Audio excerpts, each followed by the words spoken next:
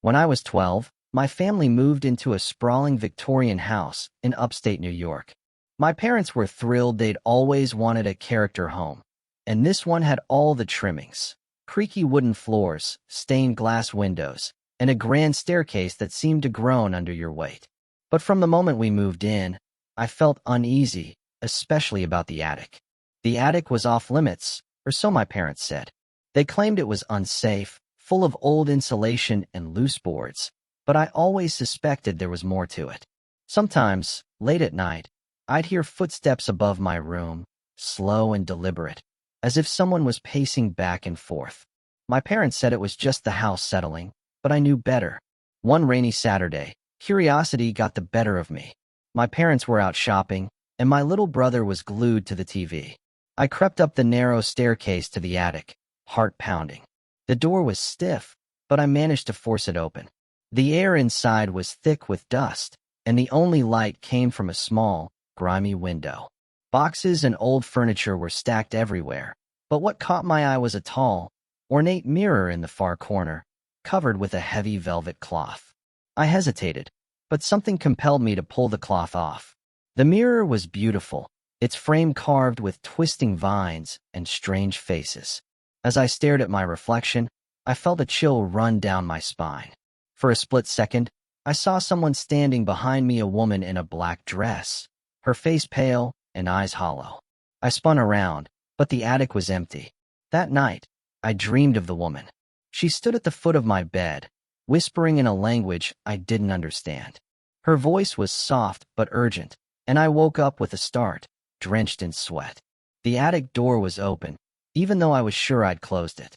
Over the next few weeks, things got worse. I'd catch glimpses of the woman in the mirror, always just behind me, her eyes fixed on mine. My little brother started sleepwalking, always ending up in the attic, standing in front of the mirror, eyes wide open but unseeing. My parents were worried, but they chalked it up to stress from the move. One night, I followed my brother. He stood in front of the mirror, and as I watched, the woman appeared beside him in the reflection, her hand on his shoulder. I screamed, and my parents came running.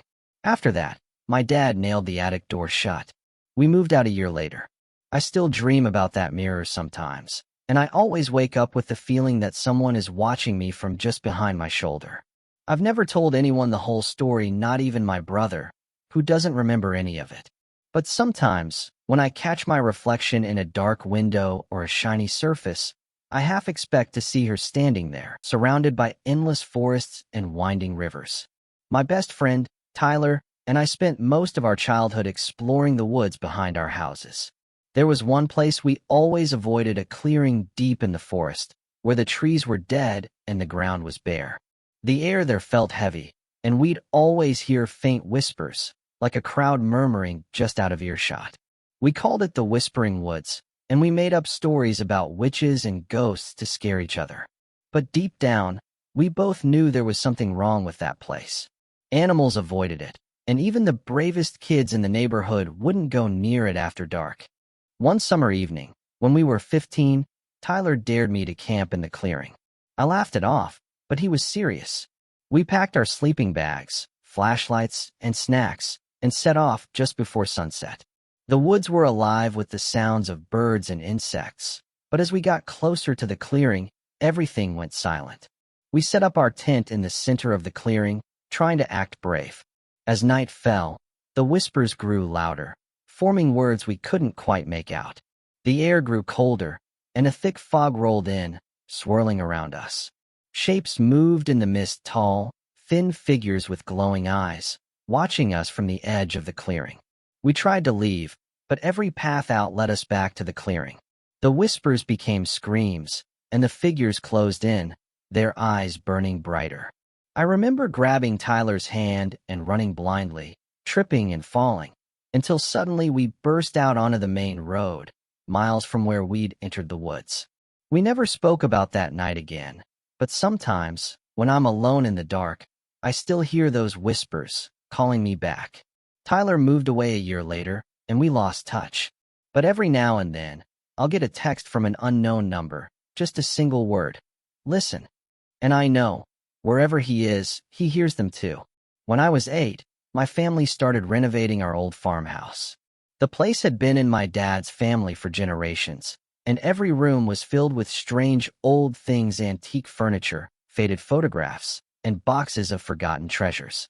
During the demolition of a wall in my bedroom, the workers found something odd, a small, hand-sewn doll wrapped in a piece of yellowed cloth. My mom thought it was cute and put it on my shelf, but I hated it from the start. Its button eyes seemed to follow me, and its stitched mouth was twisted into a crooked smile. That night, I woke to the sound of soft giggling. The doll was sitting on my pillow, even though I was sure I'd left it on the shelf. Over the next few days, things got weirder. My toys would move on their own, and I'd find tiny muddy footprints on my floor, leading from the wall to my bed. My little sister started having nightmares, waking up screaming about the girl in the wall. My parents thought it was just our imaginations, but I knew better. One night, I woke up to find the doll standing on my chest, its button eyes staring into mine. I couldn't move, couldn't scream. It leaned in close, its stitched mouth opening and closing as if it was trying to speak. I finally managed to shove it off and ran to my parents' room, sobbing. The next morning, my dad burned the doll in the fireplace. The activity stopped, but sometimes, late at night, I still hear that giggle echoing through the walls. My sister refuses to sleep in that room, and I can't blame her. Sometimes, when the house is quiet, I swear I hear scratching behind the walls, like something trying to get out. Underscore.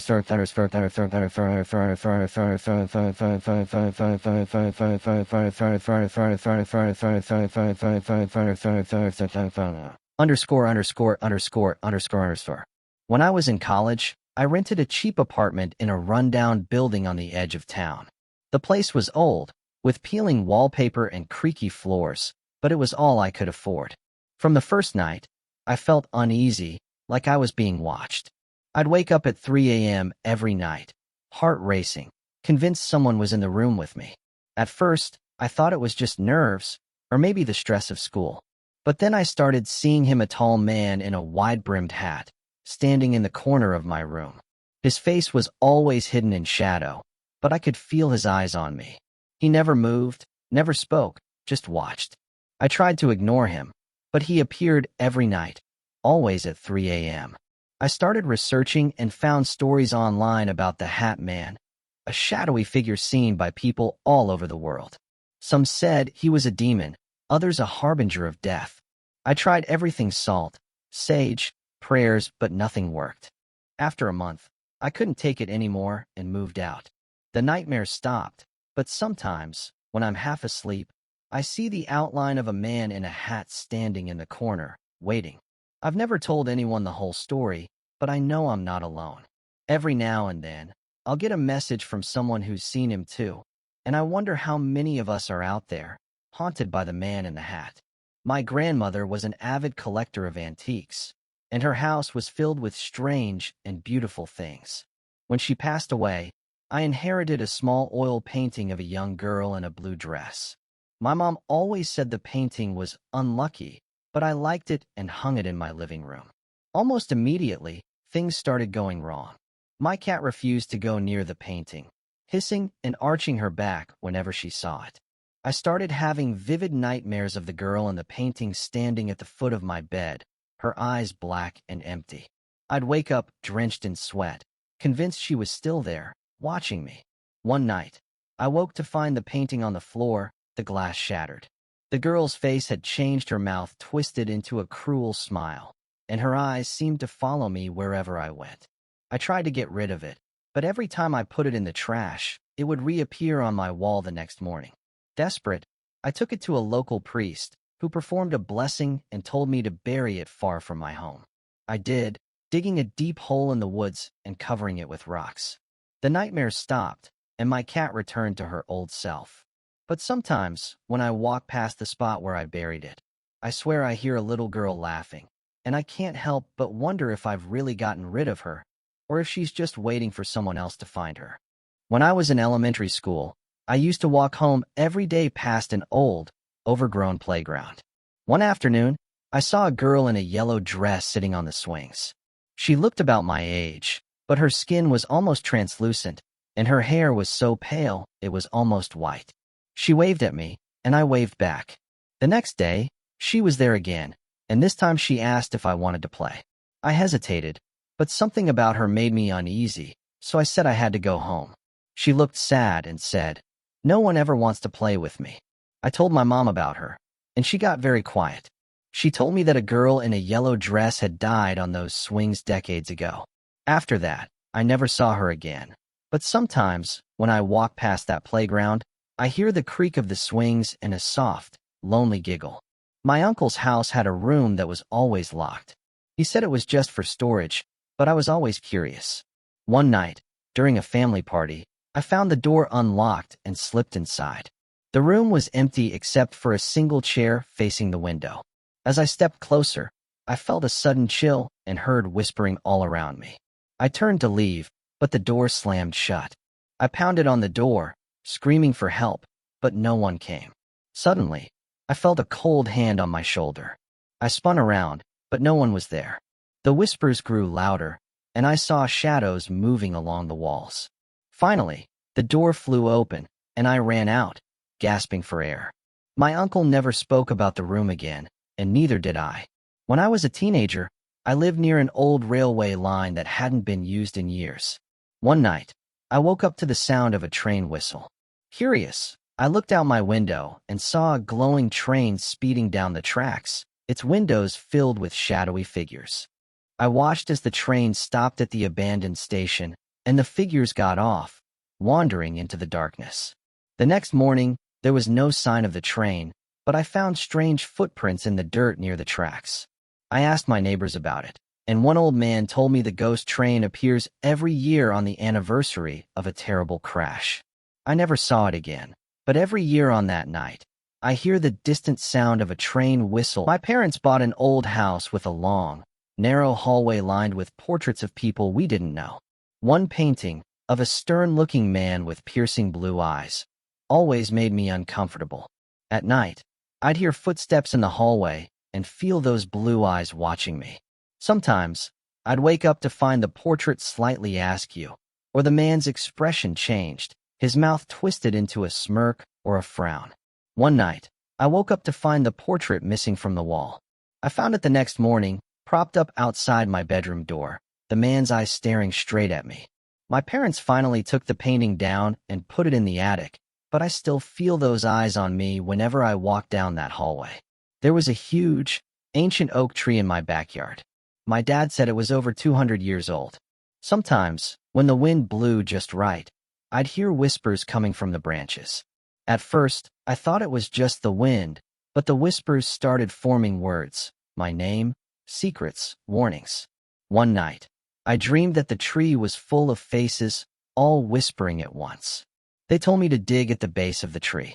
The next day, I did, and found a small, rusted box filled with old coins and a faded photograph of a family I didn't recognize.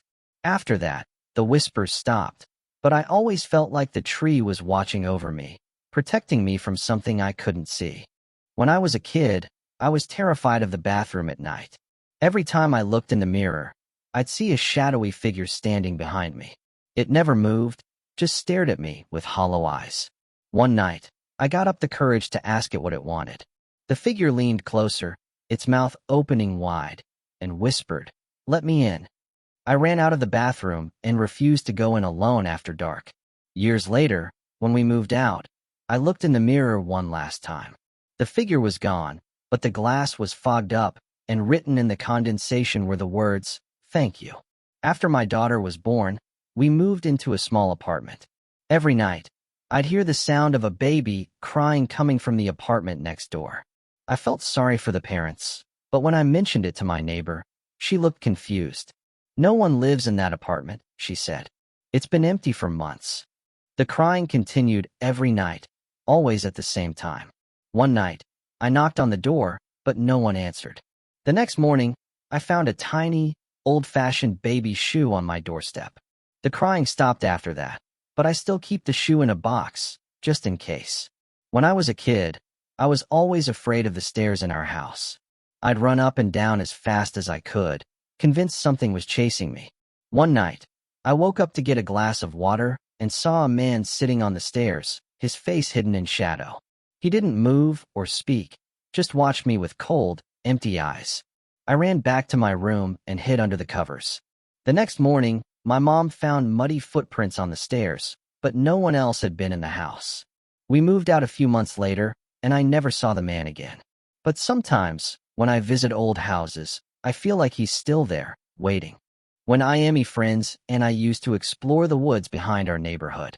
One night, we saw a lantern light moving through the trees. We followed it, thinking it was another kid, but the light always stayed just out of reach. Eventually, we found ourselves in a clearing we'd never seen before. The lantern was hanging from a tree branch, but there was no one around.